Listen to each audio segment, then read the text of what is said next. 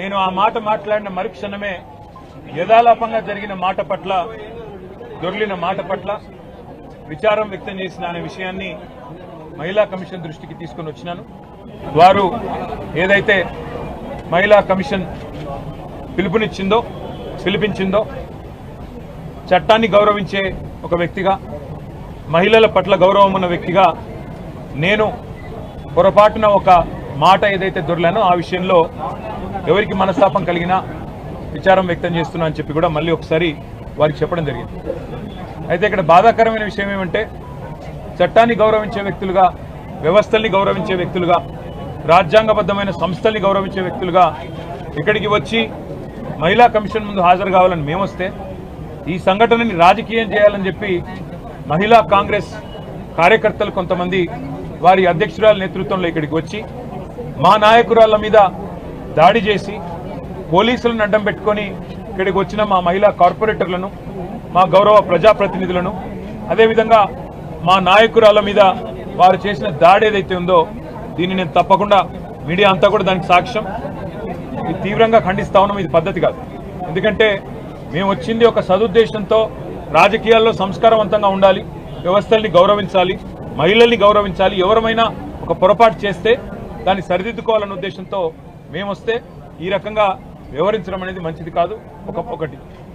రెండవది, మహిళా కమిషన్ దృష్టికి రాష్ట్రంలో సమస్యలు కూడా, అన్ని విషయాలు కూడా వారికి చెప్పే ప్రయత్నం చేశాం.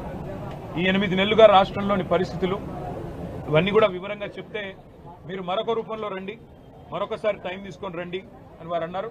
అవసరమైతే తప్పకుండా మా నాయకురాళ్ళందరూ కూడా మళ్ళీ మేము కూడా అందరం వచ్చి మొత్తం చిట్టా కూడా వారికి ఇవ్వడానికి వచ్చినాం. వస్తే రాష్ట్రంలో మహిళల మీద జరుగుతున్న అత్యాచారాలు, ఈరోజు రాష్ట్రంలో ఉన్న పరిస్థితులు, వీటన్నిటిని వివరించడానికి ఇంత పెద్ద మొత్తం విషయం అంతా కూడా తీసుకొని వస్తే మళ్ళీ రమ్మన్నారు. మళ్ళీ కూడా వస్తాం, మా గౌరవం ఉంది వ్యవస్థల పట్ల. కానీ ఈరోజు ఏ వైఖరి అయితే కాంగ్రెస్ పార్టీ అవలంబిస్తున్నదో దాని విషయంలో మాత్రం నేను తీవ్ర అభ్యంతరం వ్యక్తం చేస్తా ఉన్నా. ముఖ్యంగా మా నాయకురాల మీద, మా కార్పొరేటర్ల మీద, మా నాయకురాల మీద వ్యక్తిగతంగా దాడి చేయడం, కొన్ని చిన్న వస్తువులు, నెయిల్ కటర్ లాంటి వస్తువులతో కూడా దాడి చేశారని చెప్తా ఉన్నారు. మేము పైన మాకు తెలియదు. మరి దీన్ని తీవ్రంగా ఖండిస్తూ ఇలాంటి సంఘటనలు ఎవరు చేసినా అది మంచిది కాదు. వారి మీద కూడా పోలీసులు తప్పకుండా చర్య తీసుకోవాలి. మహిళా కమిషన్ కూడా అవసరమైతే సుమోటోగా దీన్ని కూడా కాగ్నిజెన్స్లోకి తీసుకోవాలని చెప్పి కూడా కోరుతూ, మరి తప్పకుండా భవిష్యత్తులో మహిళా కమిషన్ రాష్ట్రంలో మహిళల మీద జరుగుతున్న అఘాయిత్యాలు, పిల్లల మీద జరుగుతున్న దాడులు, ముఖ్యంగా ఆడపిల్లల భద్రతకు సంబంధించిన విషయంలో మరింత శ్రద్ధ వహించాలని చెప్పి కూడా మనస్ఫూర్తిగా నేను కోరుతా ఉన్నాను.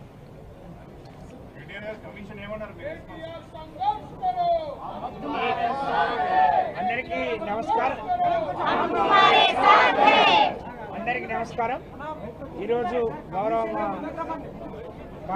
కార్యనిర్వాహక అధ్యక్షులు కేటీఆర్ గారు మరి మహిళా కమిషన్ ఆదేశాల మేరకు మహిళా కమిషన్ ని ముందు మహిళల పట్ల ఉన్న వారికి గౌరవానికి ఇది ఒక నిదర్శనం. పిలిచిన వెంటనే మరి వారు ఇక్కడికి వచ్చి హాజరవడానికి వస్తున్న క్రమంలో మరి మహిళా కాంగ్రెస్ నేతలు వారు ప్రవర్తించిన చౌకబారు విధానం, చిల్లర విధానం శోచనీయం.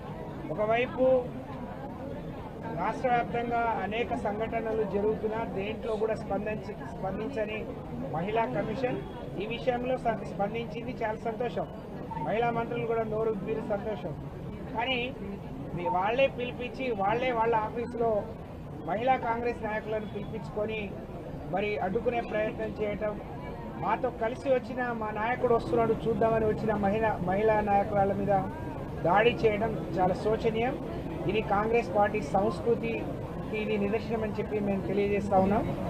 గౌరవ మా వర్కింగ్ ప్రెసిడెంట్ గారు చాలా క్లియర్గా వారు ఇచ్చిన సమయం కంటే ముందే వచ్చి హాజరయ్యారు.